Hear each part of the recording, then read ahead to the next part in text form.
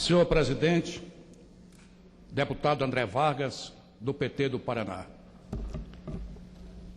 Senhor Eurípides Humberto Higino dos Reis, filho do homenageado. Nestor João Mazzotti, presidente da Federação Espírita Brasileira. Senhor Marival Veloso de Matos, presidente da Federação Espírita Mineira.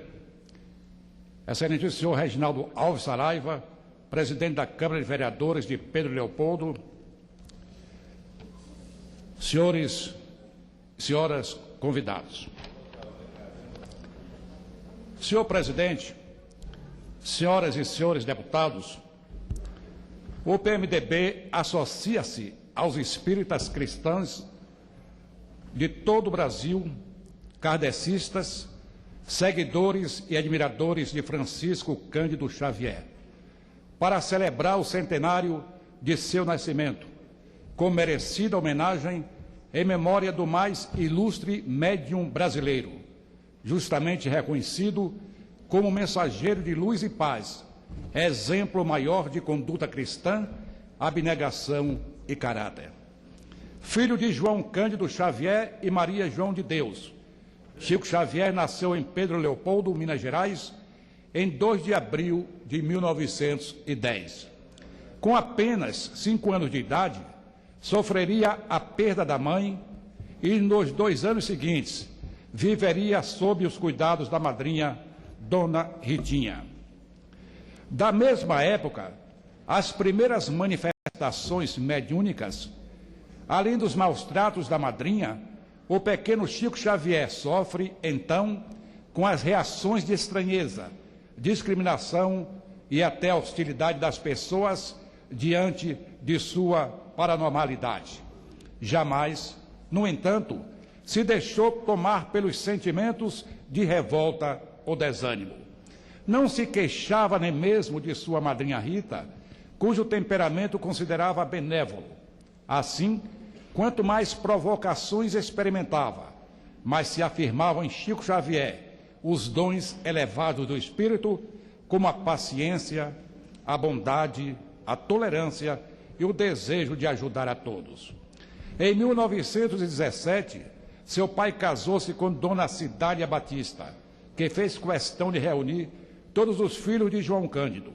Novamente, então pôde Chico Xavier desfrutar da compreensão e do aconchego próprios do ambiente familiar, do convívio entre pai, mãe, 9 filhos do primeiro casamento e 6 do segundo.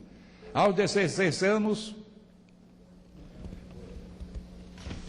no entanto, outra perda se abateria sobre ele com o falecimento de Dona Cidália, sua segunda mãe. Na mesma época, começa a dedicar-se às leituras sobre a doutrina espírita. A partir da década de 30, as sessões mediúnicas, comandadas por Chico Xavier, tornariam a pequena cidade mineira de Pedro Leopoldo conhecida nacionalmente.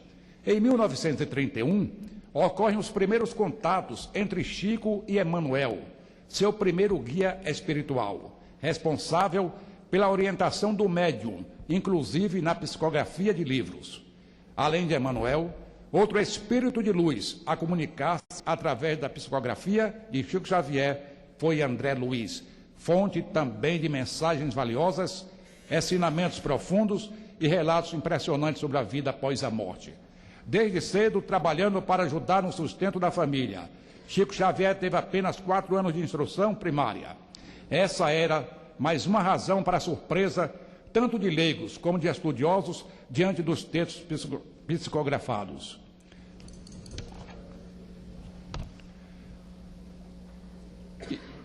Psicografados por Chico Xavier em vários idiomas, incluindo inglês, alemão e até sânscrito. Também os assuntos eram mais diversos, desde religião até história geral e do Brasil, literatura infantil, filosofia e ciência, entre outros. Ao todo, publicou mais de 400 obras, muitas delas traduzidas e publicadas em inglês, espanhol, francês, japonês, grego e esperanto. Mesmo com milhões de livros vendidos, amado e respeitado no Brasil e no exterior, o mais famoso manteve, no entanto, hábitos simples. Sempre humilde, rejeitou a idolatria e as insistentes tentativas de transformá-lo em mito. Chico Xavier, que desenvolveu intenso trabalho de assistência social em Uberaba, cidade para onde se mudou em 1959, recebia por mês apenas uma aposentadoria como ex-funcionário do Ministério da Agricultura, sendo o dinheiro oriundo das vendas dos livros inteiramente doado às obras de caridade. Além das dificuldades impostas por pessoas mal intencionadas ou incrédulas, enfrentou também problemas gravíssimos de vista, crise de angina, infartes, hérnia estrangulada, labirinte, pneumonia dupla e paralisia das pernas.